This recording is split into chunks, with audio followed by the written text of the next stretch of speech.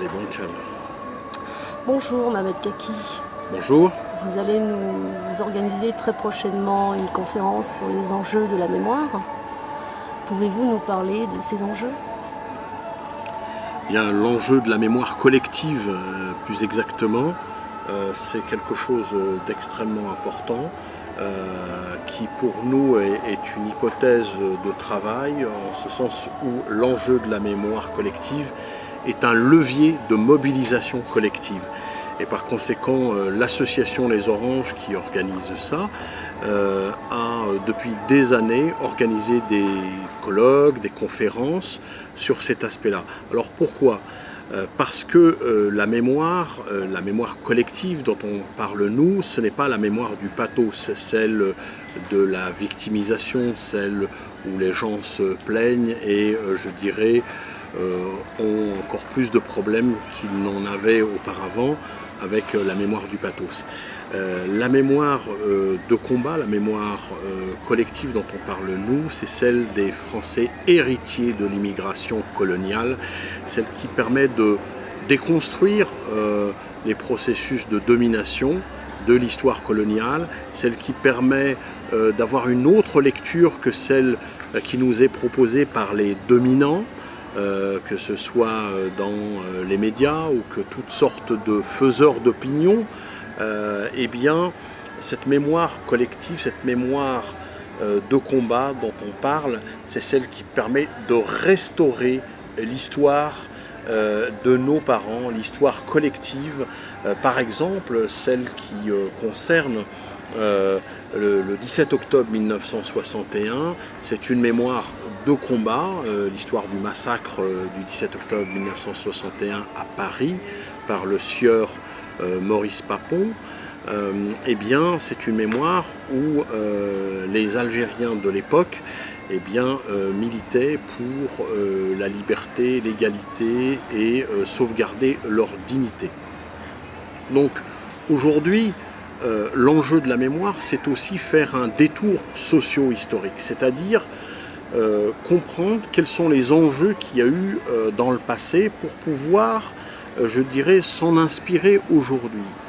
Vous avez un deuxième exemple qui est celui de 1937, très exactement, dans un café algérien à Nanterre, et déclaré à la préfecture sénéoise, il y a eu le PPA, le Parti du peuple algérien de Messali Hadj, qui a été déclaré en 1937 à la préfecture sénéoise, donc à Nanterre.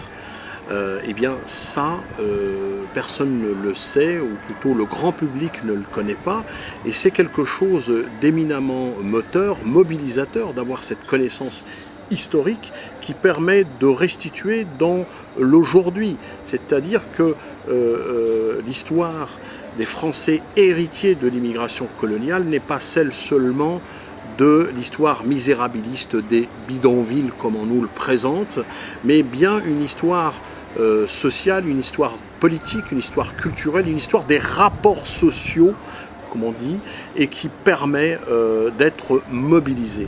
Donc c'est de cet héritage-là, et d'ailleurs nous donnons le mot héritage, comme vous venez de l'entendre, à chaque fois je parle le mot les héritiers, les Français héritiers de l'immigration coloniale. Pourquoi ? Tout simplement parce que habituellement les médias disent les Français issus de l'immigration. Et moi je refuse catégoriquement ce mot issu d'eux, parce que dans issu d'eux, il y a voix sans issue. Et moi je ne me projette pas dans une voie sans issue. Je pense que nous sommes nombreux à être fiers de se construire dans un héritage long et important.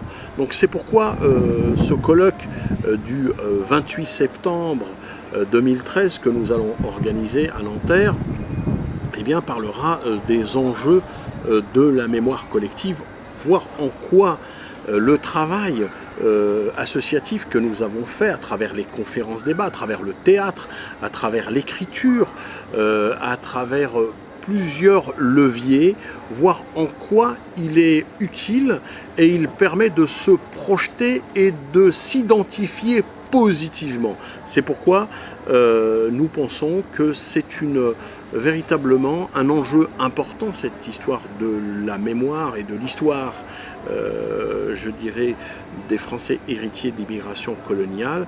Elle est importante. Elle est importante aussi dans le cadre d'une alliance stratégique, une alliance qui va rechercher les chercheurs en sciences sociales, les militants associatifs et les artistes, parce que la notion de culture est importante. Et à propos de culture, je dirais que le théâtre pour nous constitue un élément important de la dynamique de la transmission du savoir. Car nous pensons en effet, oui, que le savoir libère. Le savoir permet de déconstruire ce qui est construit, ce qui nous est donné. Il faut toujours voir ce qui est caché derrière le voile du discours des dominants. Car les dominants nous cachent souvent la réalité, l'histoire telle qu'elle a été vécue par les gens. D'ailleurs, d'une manière générale, l'histoire des Français héritiers de l'immigration coloniale est souvent écrite ou dite par d'autres que les acteurs eux-mêmes. Et c'est pourquoi aujourd'hui, avec les moyens qui sont les nôtres, comme Internet, comme aussi les conférences-débats, nous tentons, nous essayons de voir en quoi ceux qui ont lutté jusqu'au bout de leur vie pour la dignité, eh bien c'est important de restaurer leur mémoire. Par exemple, je pense à un grand homme, un grand lion, comme je l'appelle, notre lion national qui s'appelle Mouloud Aounit. Mouloud Aounit, l'ancien président du MRAP, est décédé le 10 août 2012 et c'était un grand homme, un homme qui a su, je dirais, donner de la dignité à tous. C'est celui qui s'est battu de manière courageuse avec sa voix puissante pour permettre de donner à ceux qui sont sans voix de la dignité, de restaurer leur mémoire et de dire qu'ils existent, comme dirait Abdelmalek Sayad, exister, c'est exister politiquement. Donc oui, nous sommes présents, nous existons, et je dois dire qu'à l'approche de mars 2014, il y aura un événement important qui est celui des élections municipales.